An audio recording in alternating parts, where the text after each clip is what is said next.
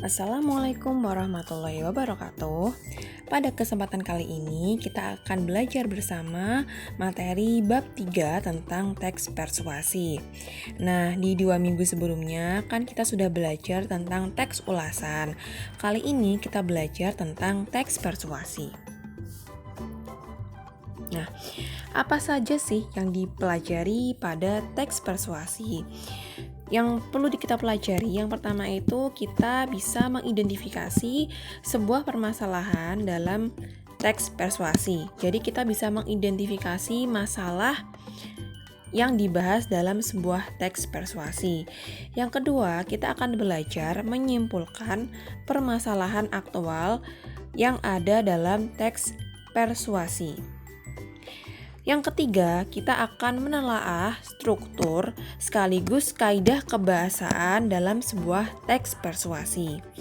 Dan yang keempat, kita akan belajar menyajikan atau membuat sebuah teks persuasi, entah itu dalam bentuk tulis maupun dalam bentuk lisan. Dalam bentuk tulis itu ya, dalam bentuk teksnya, kalau lisan adalah pidato yang diucapkan. Nah, dan untuk kesempatan ini kita akan membahas dulu yaitu definisi dari teks persuasi, lalu tujuannya, ciri-cirinya, dan struktur dari teks persuasi ya. Untuk strukturnya nanti kita bahas per definisinya ya. Untuk pembagian contoh dari teks persuasinya akan dibahas di video selanjutnya. Nah, oke. Pada slide ini, apakah kalian mengingat sebuah kata persuasif?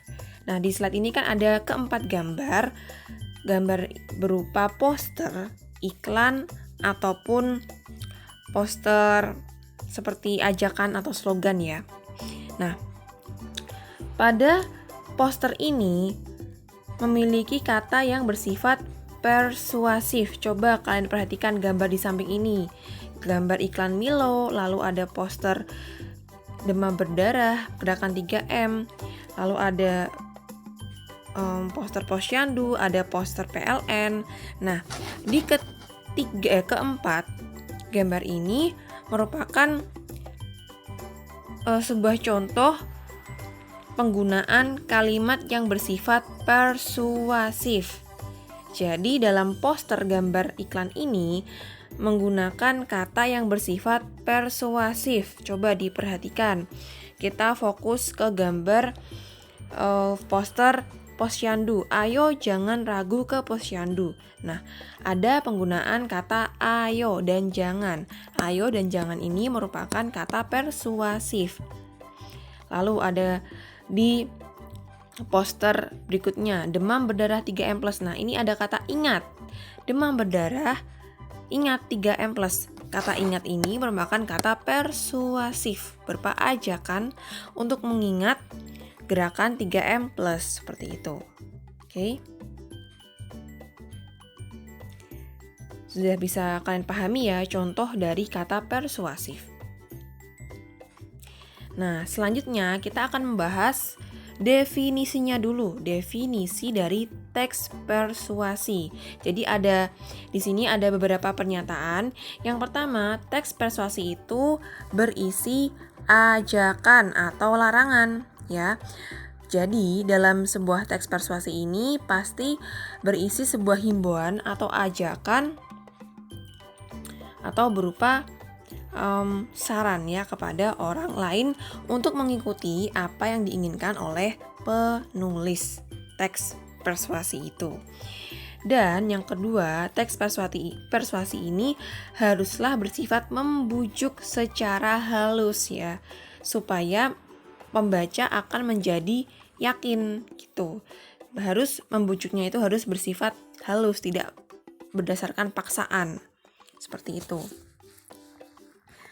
Lalu, yang ketiga adalah teks persuasi ini haruslah berisi saran atau masukan kepada orang lain, ya.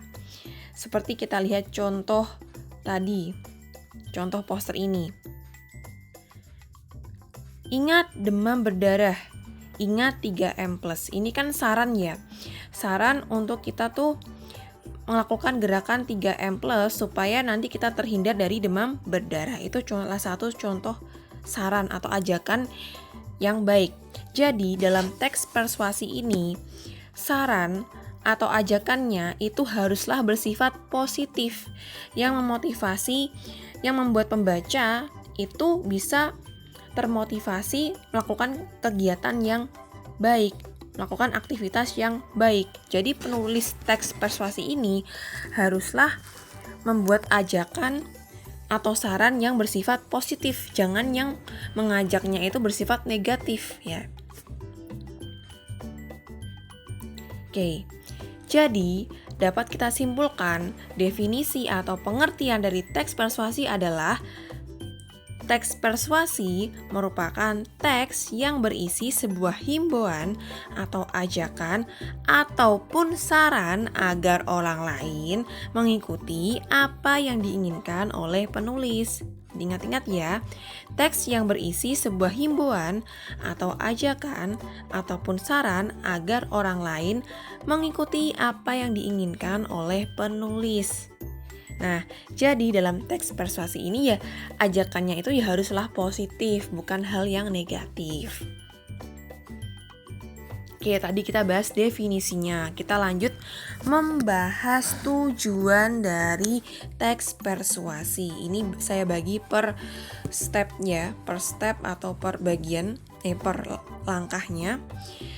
Yang pertama adalah tujuan dari teks persuasi itu haruslah membujuk, haruslah merayu, haruslah mempengaruhi agar orang lain dapat mengikuti apa yang diinginkan oleh penulis. Ya, jadi setelah tadi kita membahas pengertian atau definisi dari teks persuasi, setelah kita mengetahui definisi dari teks persuasi, maka kita juga akan dengan mudah mengetahui tujuan dari teks persuasi. Oke, jadi yang pertama itu, teks persuasi haruslah bersifat membujuk. Karena apa? Karena bertujuan untuk membujuk pembaca, kemudian dapat merayu dan dapat mempengaruhi orang lain atau pembaca agar mengikuti apa yang diinginkan oleh penulis. Intinya adalah tujuan dari teks persuasi itu untuk membujuk orang lain, merayu orang lain, dan mempengaruhi orang lain agar mengikuti apa yang diinginkan oleh penulis. Dicatat ya, diingat baik-baik. Oke, kita lihat slide berikutnya. Nah, itulah tadi definisi dan tujuan dari teks persuasi. Kalau kalian masih bingung, kalian bisa ulang lagi videonya di part slide tadi ya. Selanjutnya, mari kita membahas ciri-ciri dari teks persuasi. Oke. Ciri-ciri dari teks persuasi itu ada 4 macam ya. Kita bahas dulu yang kedua jenisnya ini ya. Yang pertama, teks persuasi itu ciri-ciri yang pertama adalah berisi argumen. Ya. Argumen itu apa sih? Argumen adalah pendapat atau opini. Jadi, dalam teks persuasi itu memiliki ciri-ciri berupa pendapat atau alasan kuat yang disertai dengan data atau fakta. Nah, datanya dapat dari mana? Hasil riset atau pengamatan dari si penulis teks persuasi. Ya. Jadi, dalam teks persuasi ini haruslah memiliki argumen atau pendapat penulis yang beralasan yang kuat sesuai dengan fakta kejadiannya, tidak boleh mengada-ngada, tidak boleh berisi sebuah kebohongan ya, harus sesuai dengan fakta. Lalu yang kedua, haruslah berusaha meyakinkan ya. Supaya apa? Supaya pembaca ini yakin dengan apa yang ditulis oleh penulis gitu. Ya, di bagian ciri yang kedua ini berusaha meyakinkan itu adalah bagian paling penting, ciri-ciri yang paling penting dalam teks persuasi. Karena apa? Dalam teks persuasi itu haruslah menggunakan bahasa yang bersifat meyakinkan pembaca, agar pembaca itu dapat percaya apa yang dituliskan oleh penulis, sehingga pembaca ini dengan sukarela dapat melakukan apa yang diinginkan oleh penulis gitu.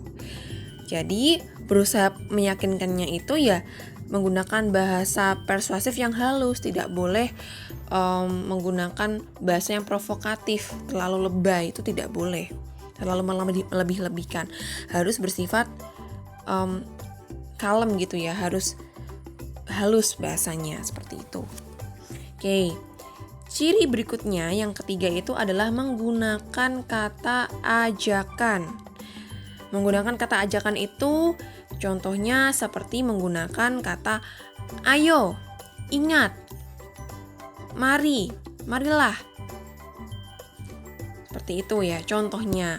Lalu kata-kata yang menggunakan partikel lah atau imbuhan lah, seperti kata marilah, ayolah, ingatlah, janganlah, ya. Dan masih banyak penggunaan kata-kata kata ajakan lainnya, ya. Nah, lalu ciri yang keempat adalah menghindari konflik. Mengapa? Mengapa harus menghindari konflik? Mengapa? Agar kepercayaan pembaca terhadap penulis itu tidak hilang. Bayangkan saja coba, kalau bahasa yang digunakan penulis, misalnya bahasa yang digunakan penulis dalam teks persuasi ini terlalu dilebih-lebihkan, bahasanya terlalu provokatif, maka secara tidak langsung pembaca ini akan malah bukannya malah percaya, tapi dia malah ragu-ragu dan tidak percaya dengan apa yang disampaikan penulis karena bersifat terlalu provokatif, terlalu melebih-lebihkan, terlalu lebay istilahnya. Oke. Itu tadi adalah 4 ciri-ciri dari teks persuasi. Oke, bagi yang masih belum jelas, kalian bisa menonton ulang video di bagian tersebut ya. Nah, setelah tadi kita bahas ciri-ciri, sekarang waktunya kita belajar menganalisis struktur teks persuasi. Nah, tetapi di kesempatan kali ini kita akan membahas bagian-bagiannya dulu ya, bagian-bagian dari fungsi dari struktur atau bagian dari teks persuasi. Nah, kita belum mengambil contoh dari teks persuasinya, kita bahas fungsi dari perbagian struktur teks persuasi. Nah, Oke. Struktur dari teks persuasi itu ada beberapa bagian ya. Ini sebenarnya ada 5 bagian, tapi ini maaf tulisnya ada kesalahan dalam penulisan. Harusnya kan ini angka 1, 2, 3, 4, 5 ya. Ini salah, mohon maaf. Oke, yang pertama, struktur yang pertama itu adalah judul dari teks persuasi. Penggunaan judul ini haruslah mewakili bagian keseluruhan dari teks persuasi. Oke, yang kedua strukturnya adalah pengenalan isu. Maksudnya apa sih? Maksud isu itu adalah masalah. Isu adalah masalah yang dibahas. Oke, sehingga pengenalan isu itu adalah pengenalan masalah yang menjadi dasar dalam sebuah tulisan, khususnya di teks persuasi. Seperti itu. Oke, bagian struktur selanjutnya adalah rangkaian argumen. Argumen itu apa sih? Yang tadi kita bahas, argumen adalah pendapat. Jadi, sejumlah pendapat penulis terkait dengan isu yang dibahas atau yang diangkat sesuai dengan masalah yang dibahas gitu ya.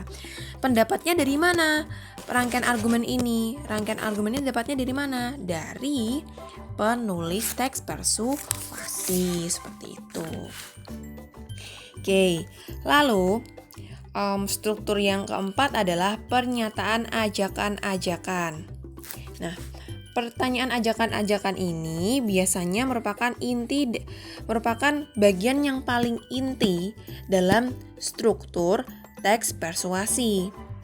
Karena apa? Karena berisi dorongan kepada pembaca untuk melakukan sesuatu. Oke. Perlu diingat-ingat ya, bagian terpenting dari struktur teks persuasi adalah pernyataan ajakan. Ya, kalau kalian masih lupa, tadi kan sudah dibahas di ciri-cirinya ya, ciri-ciri teks persuasi. Kalian bisa melihat videonya lagi, video ulangnya di bagian part slide tadi yang dibahas. Oke.